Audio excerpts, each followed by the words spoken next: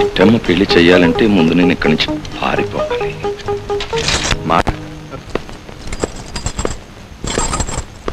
Sir మిమ్మల్ని చూస్తుంటే నాకు గొప్ప జాలేసేస్తుంది సార్.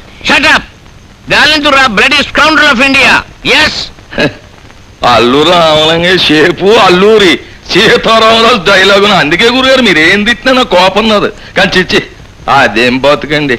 ఎందుకు ఎందుక ఇప్పుడు మీరు తీసుకొచ్చి లోపల పెట్టారు చూడండి, ఆడు పెద్ద కేడిగాడు. ఆడు మరుగుదొడ్డికి వెళ్ళడం ఏంటి, మీ అంత టోరు కూడా తుపాకీ వేసుకెళ్ళి పక్కన బాడీ గార్డ్గా నిలబడడం ఏంటండి.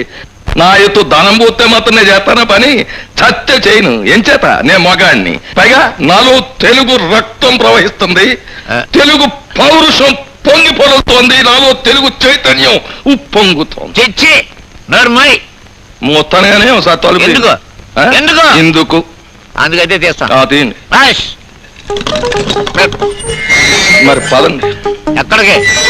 మరి బాడీ గార్డ్ గా ఉండాలి కదండి. నేను రాను. ఎందుకు రారు? నేను మగాడిని, నాలోను తెలుగు చైతన్యం ఉంది, తెలుగు రక్తం ప్రవహిస్తూ ఉంది, తెలుగు పౌరుషం ఉంది. పౌరుషం అలాగే 5 నిమిషాలు నిలబెట్టండి, మళ్ళీ కలుద్దాం.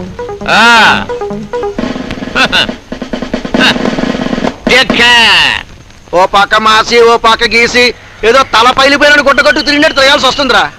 పోనీ మరొకరి చేత గీయించుకుందామా అంటే ఒకరు ముట్టుకున్న గడ్డాన్ని ఇంకోటి ముట్టుకోవడానికి వీలు లేదని దిక్కుమాల రూల్స్ చెప్తున్నారు మీ యూనియన్ వాళ్ళు. బాబు నాకు అర్థం. నమస్కారం అండి. వెంకట సార్ బాగున్నావా? చాలా బాగుందండి. బాగున్నానండి. ఎప్పుడు వచ్చారండి జైలు నుంచి? ఇదే రావడం. మళ్ళీ ఎప్పుడు వెళ్తారండి? ఏదో క్వశ్చన్ లేరా, మన హిస్టరీ తెలిసినోడు కానీ అలా అడిగాడు. వెళ్తారా?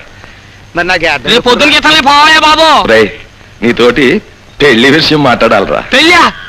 ఇన్నాళ్ళకి మీకు మళ్ళీ పెళ్లి చేసుకోవాలని ఆలోచన వచ్చింది. చాలా సంతోషంగా కదా. చిట్టమ్మకరా? చిట్టమ్మ గారు కండి. బాబయ్య ఈ పెళ్లిలో నా బ్యాండ్ మేళం ఉండాలండి, పెళ్లి చూపుల్లో కూడా నా సన్న మేళం ఉండాలండి.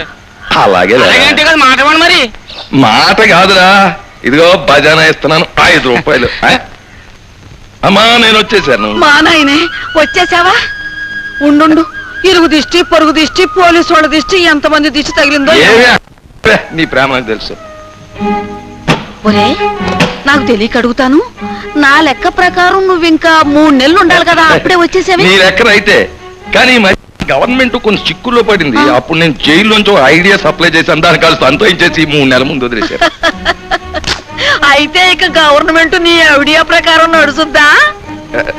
మరి అలాగని కాదనుకో.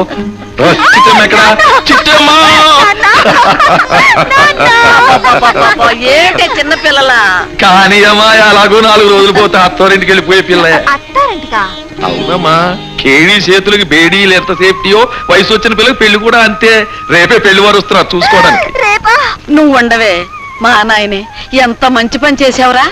సరే గాని రేపు పొద్దున పెళ్లి చూపులకు నువ్వు ఒక్కడవే ఉంటే ఏం సరిపోతుంది, ఊళ్ళో నలుగురిని పిలు. అలాగే పిలుస్తాను. వాళ్ళంతా ఎందుకు, ఊరంతటికి పెద్ద మనిషి కృష్ణబాబుని పిలిస్తే రైచో అలాగే పిలుస్తాను.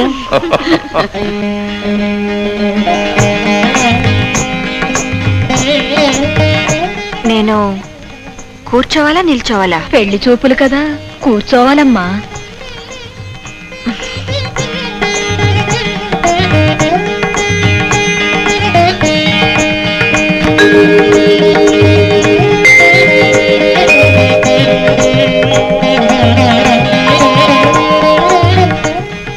నీ పేరేమిటమ్మా? పెళ్లి కూతురు. అబ్బో జోకు. పర్వాలేదు, నేను అడ్జస్ట్ అయిపోతాగా. పెళ్లి కూతురు నీకు పాట పాడడం వచ్చా? ఓ దంచేస్తాను. రాముడి మీద పాడమంటారా, కృష్ణుడి మీద పాడమంటారా? అరణ్యవాసం చేసిన అయోధ్య రాముడి మీద కంటే చిదానందంగా బతికిన ఆ కృష్ణుడి మీదే పాడమ్మా. నేను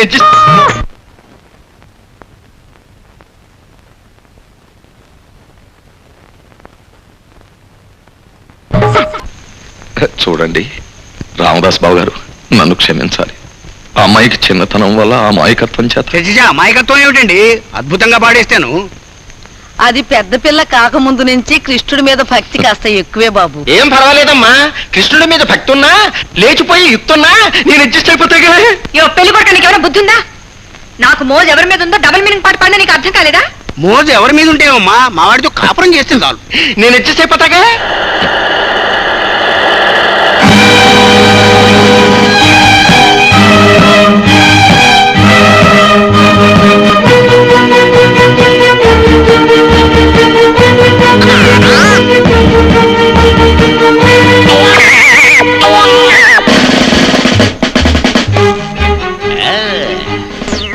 కానిస్టేబుల్స్, దేశం చాలా క్లిష్ట పరిస్థితుల్లో ఉంది. దొంగెవరో తెలియటం లేదు, దొరెవరో తెలియటం లేదు.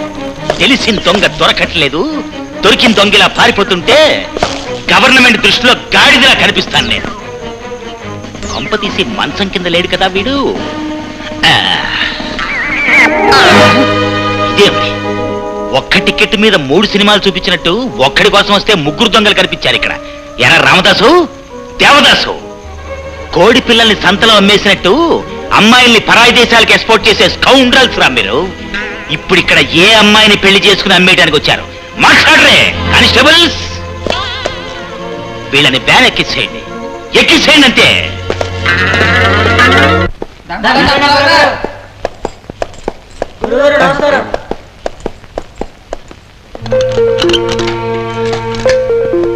ఎవడరా పరాయి పురుషుడు? ఇది మా సొంత సెల్లో. ఎవరి దురాక్రమణ చేసింది? నేనే రాపారు. అయ్యేయో లింగయ్య గురు గారు, ఇదే మీ యూనిఫారం వదిలేసి మా యూనిఫారం వేసుకుని ఎక్కడికి వచ్చేసారు? నీ మహత్యమేరా అప్పారావు. నిన్ను బయటకు వదిలేసినందుకు నన్ను లోపలికి దోసేశారు. అయినా కూడా నేనేం బాధపడడం లేదు. నాలో కూడా తెలుగు చైతన్యం ఉందని నిరూపించుకునే ఛాన్స్ నువ్వు కలిగించినందుకు నీకు థ్యాంక్స్ చెప్తున్నాను రా అప్పారావు. ఏమన్నా ఇదే రైల్వే కంపార్ట్మెంట్ జనాన్ని ఊరికే కుక్కేస్తున్నారు. ఈ సెల్లో ఇక నో వేకెన్సీ అండి. జైలంతా ఫుల్ బిజీ అప్పారావు. వీళ్ళిద్దరూ ఇక్కడే ఉండాలి. మీరు అప్పారావు అంటే ఐడియల్ అప్పారావు గారు కాదా? నేనే. నమస్కారం అండి. ఎవరయ్యా మీరు? మీ గురించి చాలా విన్నామండి. ఒక విధంగా చెప్పాలంటే మేము మీకు ఏకలవ శిష్యులమండి. ఏనారా లింగయ్య గురు గారు, బాబాలకు భక్తులు ఉన్నట్టు మంత్రగాళ్ళకి శక్తులు ఉన్నట్టు మరి నాబోటి కేడీగాడికి కూడా శిష్యులు ఉన్నారు అంటే ఈ దేశం ఎక్కడికి వెళ్తుందో ఆలోచించండి. మీ బాస్ ఎవరయ్యా? బహద్దూర్ అండి. బహద్దూర్ గట్టి అండి. అవునండి. వీళ్ళు మమ్మల్ని ఇక్కడికి తీసుకొచ్చారా? ఈ రాత్రికే మేము పారిపోయే ఏర్పాట్లు చేశాడండి మా బాసు. అంత